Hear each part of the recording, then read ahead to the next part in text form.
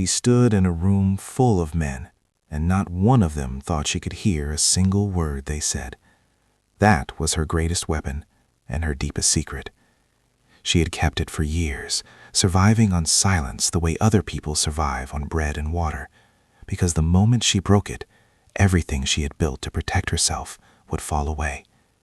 And on the night, a stranger paid $500 to pull her out of a saloon in Cheyenne, Wyoming, she had no idea that the greatest threat to her carefully guarded secret would not be the men trying to hurt her.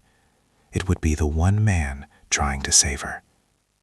This is the story of Ruthie and Jonah Hale, set against the raw frontier of the 1880s, where land meant power, water meant life, and silence meant survival. Hold on, because this one does not let go.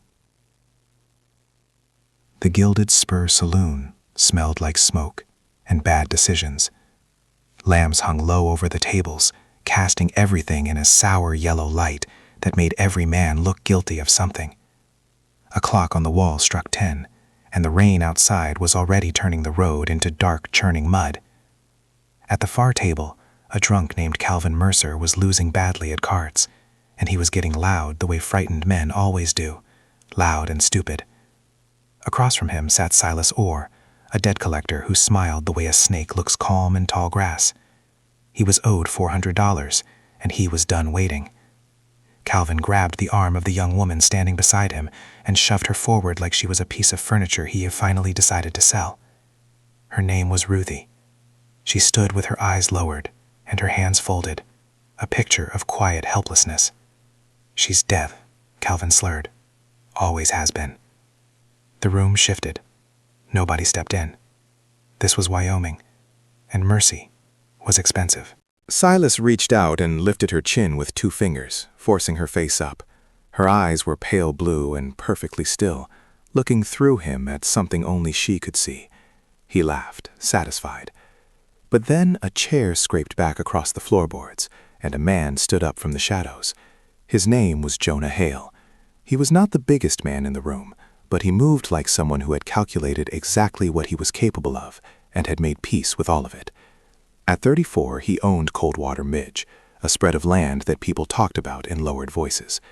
He dropped a heavy leather pouch onto the felt table with a sound that killed every conversation in the room. $500, 4 for the debt, and 1 so she never sees this place again. Calvin grabbed the money without hesitation. Jonah did not even look at him. He looked at Silas, stepped away, and took Ruthie by the arm, firm but careful. "Let's go." She followed him out into the rain, and the door swung shut behind them. Jonah told himself it was a rescue. He had absolutely no idea she had heard every single word. The wagon ride back to Coldwater Ridge was punishing. Rain hammered the trail, turning it slick and treacherous, and the horses struggled with every rut. Jonah sat rigid at the reins, jaw tight, muttering to himself about what on earth he had just done. He had wrapped a wool blanket around Ruthie's shoulders, and she sat beside him perfectly still, face empty, eyes forward. Inside, her mind was anything but quiet. $500. That was the number they had put on her life. She swallowed the nausea and steadied her breathing, because this was not the first time she had needed silence to carry her, and it would not be the last. When Jonah muttered something sharp under his breath and glanced at her sideways, she did not blink. He looked back at the road. Good. She caught one name in his mutterings, Martha, and she tucked it away. Names were currency. You learned them, and you held them, and you used them carefully when the time came.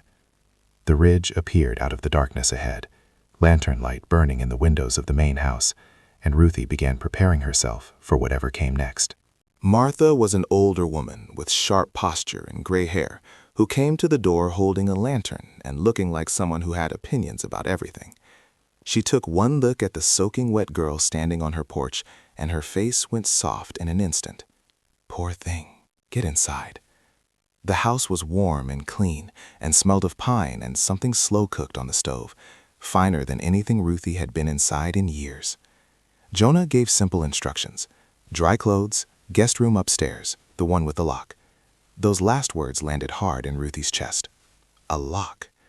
She kept her face smooth, followed Martha's hands when the woman spoke, nodded at the right moments, played the part she had spent years perfecting. But later, when she heard Jonah come back from the barn and begin talking quietly with Martha by the fire, she slipped into the hallway and stood in the dark, listening. There was a letter from a judge, something about water rights and a syndicate, something about being burned out if the wrong people found out. Ruthie pressed herself back against the wall. She had not landed in someone's home. She had landed in the middle of a war. The telegram she found in the guest room confirmed it, half folded on the nightstand, carelessly left behind. It was addressed to Jonah from a marshal. They know about the girl. Move her. The date was yesterday. Ruthie's hands went cold. Jonah had not acted on impulse in that saloon. He had known she was there. He had been sent, or at least warned. She folded the paper and hid it against her ribs, breathing slowly through the sharp clarity of understanding.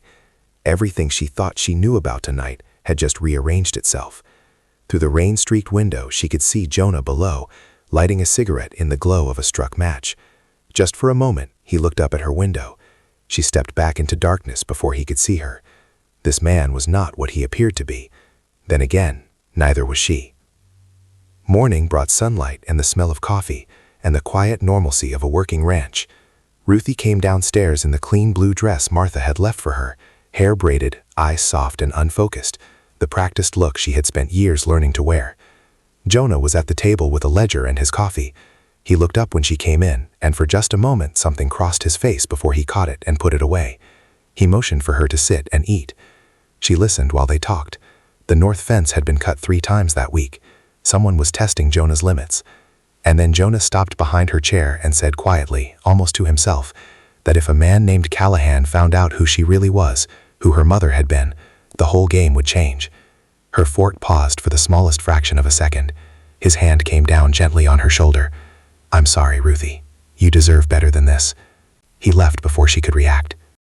Then hooves thundered outside and Jonah was gone, hand on his revolver, and she was alone with her heartbeat and the echo of the piano and the understanding that this was getting far more complicated than survival. The confrontation outside brought Lucas Callahan himself, in a suit too clean for honest work, with men at his back, and a smooth, patient voice that carried the particular confidence of someone accustomed to getting what he wants. Final offer: sell the water rights. The conversation went badly fast, and when Ruthie saw one of Callahan's men begin to drift his hand toward his holster, while Jonah's attention stayed fixed forward, she did the only thing she could do. She grabbed the porcelain vase from the table behind her and threw it through the window. The glass explosion sent the horses rearing and the men scrambling, and in the chaos, Jonah fired, knocking a hat clean off a head. "Next one won't miss." Callahan rode off cursing, and Jonah came back inside and grabbed Ruthie by the shoulders. "What were you thinking?" She pointed at the floor and mimed swatting at something. An insect, a desperate, paper-thin lie. He studied her for a long moment, his eyes sharp. "That noise saved my life," he said quietly. "Lucky." He turned away. She sank toward the wall, heart hammering. She had just drawn his suspicion closer than ever, and she was not sure she could keep it at bay much longer. For 3 days after that, the house felt like a held breath. Jonah watched her constantly, not with cruelty, but with the careful attention of a man assembling a puzzle, and every piece she let him see had to be a lie. It was exhausting in a way that went deeper than the body. Town, because Jonah could feel something coming. The house went quiet in a different way. That evening, with the fire low and Ruthie kneeling on the rug mending a torn shirt, Jonah began to speak. He spoke quietly at first, and then with more weight, testing her, saying things designed to produce a reaction from anyone with ears. He said he had found out where Calvin was staying, said he had sent someone to deal with him, said Calvin would not see the sunrise. Each word was a stone dropped into still water, and every muscle in Ruthie's body screamed to move, to protest, to speak. She pushed the needle through the cloth, one stitch, then another, then another. Jonah watched her until his shoulder sagged. "God," he muttered, "you really can't hear me." He knelt beside her and told her the truth, that he had not just bought her for the land, that he had been alone too long, that silence had been his only friend, and now he hated it because it kept him from hearing her voice. His hand closed over hers. She leaned toward him, just a little. And then the kitchen exploded. They came with fire and guns. The house was burning before anyone could think straight, and Jonah was already hauling Ruthie toward the stairs, shouting through the smoke and the roar of the flames. He forced the window open and mimed for her to jump. She leapt to the porch roof without hesitating. He followed. Men were laughing in the yard below, and gunfire cracked through the darkness. The roof gave way in a shuddering crash, and for one heart-stopping moment, Ruthie could not see Jonah at all, through the fire and the smoke and the falling sparks. She ran for the barn, boots slipping in the mud. And then the word came out of her, tearing loose before she could think or stop it, raw and loud and desperate. "Ethan!" One word, swallowed almost immediately by the fire and the noise. But it was out. The lie she had worn for years had just cracked wide open, and there was no putting it back. What followed was not rescue. It was survival at a dead sprint. Jonah broke through the smoke like a man refusing to die, coat smoldering and one leg dragging, bullets still snapping at the dirt behind him. They got Midnight saddled and moving in less than a minute, Ruthie's hands flying through the work with a speed and precision she did not try to hide, because there was no time for pretending anymore. Jonah noticed. He said nothing. They burst through the barn doors and into the night, one dark shape against the burning sky, and rode until Coldwater Ridge was nothing but a dying glow behind the ridge. Hours later, sheltered beneath a hanging rock the locals called Devil's Culprit, Ruthie cleaned Jonah's wound with shaking hands and coaxed a fire to life from nothing, and kept watch while he finally slept. The truth was pressing against the inside of her chest like something alive. When dawn painted the canyon walls red and gold, she went for water, revolver hidden in her hand, and came face to face with one of Callahan's men in the ravine. He had a rifle and a sneer, and absolutely no idea what she was actually capable of. She spoke. 2 clear words. "Behind you." And while he turned on reflex, she swung the barrel like a hammer and dropped him in the dirt. Then she ran back to Jonah, the canteen full, her hands trembling with something that was not quite fear. She sat across from him and drew a breath that felt like it came from somewhere very deep and very old, and she said his name, Jonah. He went absolutely still. "You can speak," he whispered. "I can hear," she said. "I always have." And then the truth came out in a flood, halting and honest and unstoppable. Calvin Mercer was not her father. He had taken her. She was the heir to Rosewater Creek. The water rights were hers. The judge's letter, the syndicate, all of it circled back to her and to what her mother had left behind. Jonah pulled away when he understood how long she had known, hurt blazing into anger. "You lied to me." "Yes," she said simply, "to survive." The wind moved through the canyon. The fire between them crackled. Then Jonah reached for her hand and held it hard. "Cole will come," he said, "and when he does, we finish this." They did not run. They set a trap.